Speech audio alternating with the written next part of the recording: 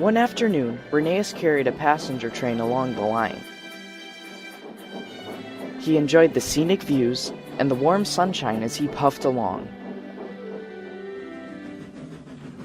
He entered a passing loop and stopped just before the points. The loop allowed trains to wait and let another train running in the opposite direction pass. In this case, Rheneas had to wait for Duncan. Soon, Duncan appeared around the bend, pushing some trucks full of rock from the quarry. As he passed the points, one of his trucks bumped off the rails. Its load spilled across the tracks, and some of the rocks hit Rheneas. He wasn't hurt, but he was annoyed. "Duncan, watch yourself. You're lucky you only caused a minor accident. What if you had hit my passengers with your stones?" "Sorry," apologized Duncan insincerely.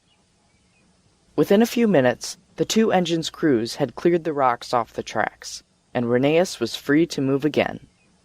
Duncan didn't seem too bothered by the incident, and he continued on down the line. That night, Sir Topham Hatt visited the engines at their sheds.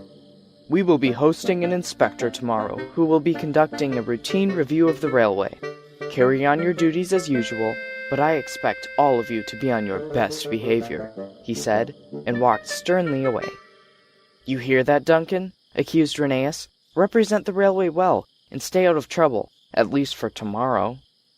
"Why are you coming after me? When was the last time I caused trouble?" protested Duncan. "Is this afternoon too long ago for you to remember? All right, I'm sorry. Lay off. You know I can behave for the inspector." "Are you sure?" "Okay, Rheneas, ease up on Duncan," said Skarloey. "Give him a chance to succeed for the inspector. And that goes for everyone. Focus on yourself, and on doing the best job that you can do tomorrow." Rheneas sighed in annoyance. The next morning, he fetched his train and puffed up the line. He picked up some passengers at the station, and Skarloey arrived with the inspector in his cab. The inspector boarded Rheneas's train as well, and they continued on.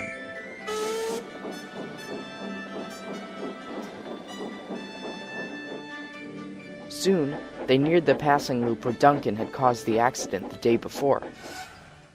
They stopped to allow a train to pass, and sure enough, there was Duncan pulling a slate train in the opposite direction.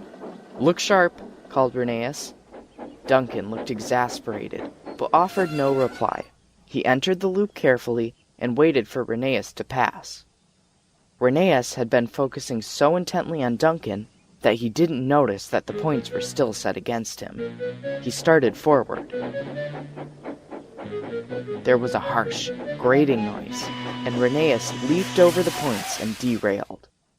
"Look who's caused trouble now," murmured Duncan gleefully. "Please help," begged Rheneas. Duncan chuckled and went to fetch a crane. He returned, and soon Rheneas was back on the rails.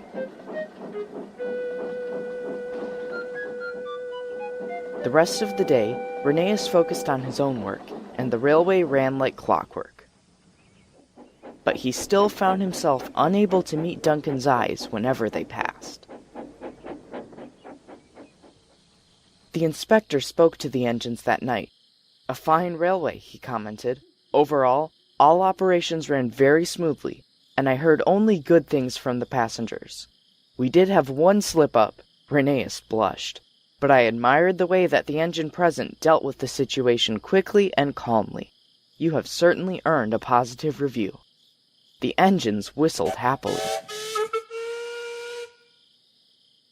Once the inspector had left, Rheneas decided to apologize to Duncan. "I'm sorry I was so worried today about you messing up. Clearly I should have paid more attention to myself." "Ah, no worries," replied Duncan. "Besides, you gave me a chance to shine, and I should have been more careful yesterday too." Rheneas smiled.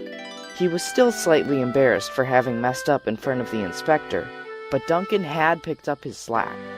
As a team, the engines had made a good impression, and that was what really mattered.